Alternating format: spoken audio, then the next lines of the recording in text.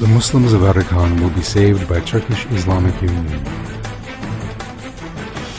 Our Muslim brothers are being martyred in very cruel ways in Burma, 5% of whose population is made up of Arakanese Muslims. Arakan first turned to Islam through Arab traders. The great move toward Islam ended with the foundation of an Islamic state in the region in 1430. That state survived for the next 350 years, at the end of which Arakan was invaded by Buddhists, who put an end to the state. March 28, 1942. Rakhine people who attacked Muslims in the village of Chandili martyred men, women and children there using swords and spears. The Rakhines savagely murdered the women after raping them first. After the slaughter, they pillaged all the Muslims' belongings.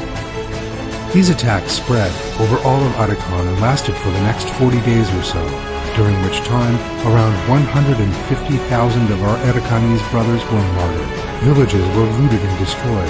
Hundreds of thousands of people were injured, and 500,000 were forced to leave their lands.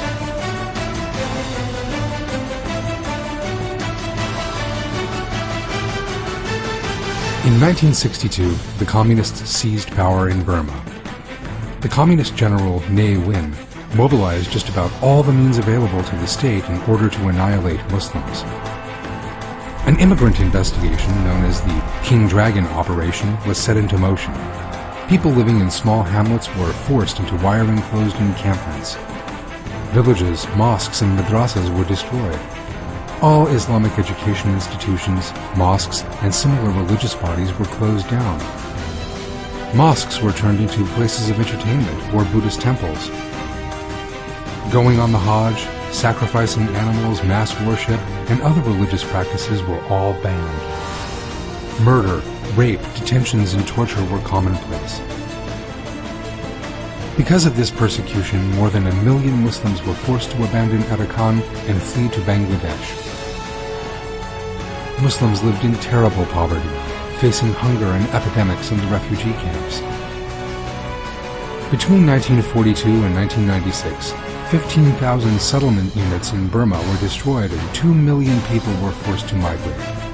Another 300,000 people were martyred and 20,000 women were raped.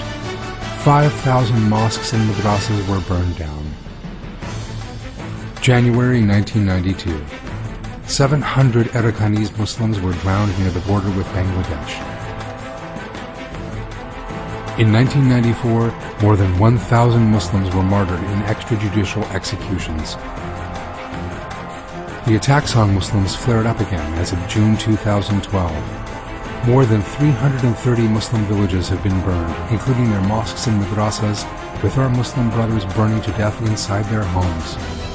According to independent human rights organizations, 1,000 people were ruthlessly slaughtered in the region during June, while thousands of Muslims were forced out of their homes and villages and left to fend for themselves in the jungle.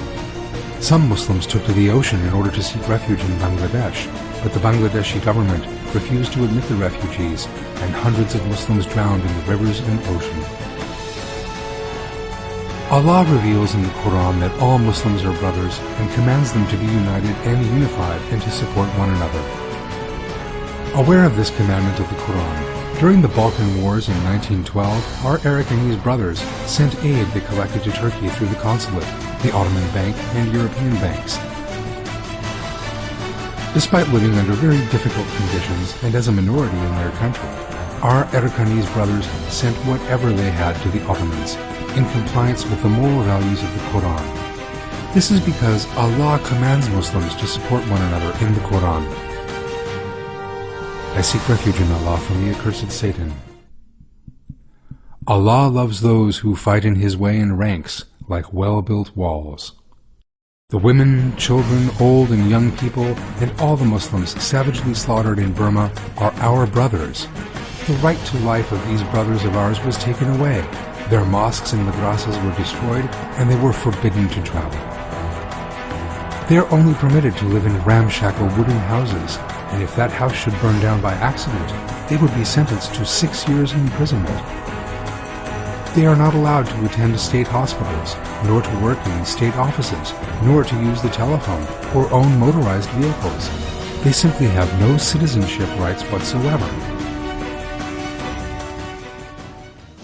Turkish Islamic Union is the only way of ensuring that our Muslim brothers in Burma can live by Islam in safety, without endangering their lives. If the Islamic world of 1.5 billion people, with all of its rich resources and important geostrategic positions, were to unite, there would be no question of a hair on the head of our Muslim brothers being harmed, let alone their being burned alive. Nobody would even think of perpetrating such persecution. If Muslims are being persecuted in Arakan today, the fundamental reason for this is that Muslims are fragmented and have no leader. The responsibility for all this suffering lies not only with those who inflict it, but also with everyone who fails to strive for the unity of the Islamic world. That is why we must seek and strive together for Turkish Islamic Union, not solely for the sake of our Arakanese brothers, but for the salvation of the whole Islamic world and indeed the whole planet. We want Turkish Islamic Union.